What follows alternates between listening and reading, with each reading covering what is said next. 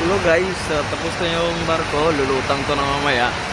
So ito pala yung rudder. So gaganon-ganon yan. Yan, ito yung propeller guys, ang laki.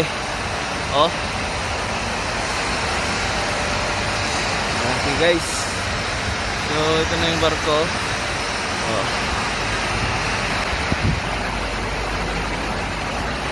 Okay, so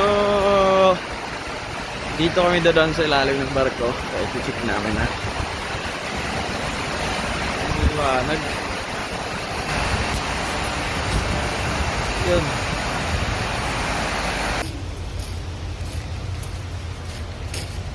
So ito guys, sa harapan natin, ito yung bow thruster. Propeller siya guys sa unahan. Yan. Yan guys.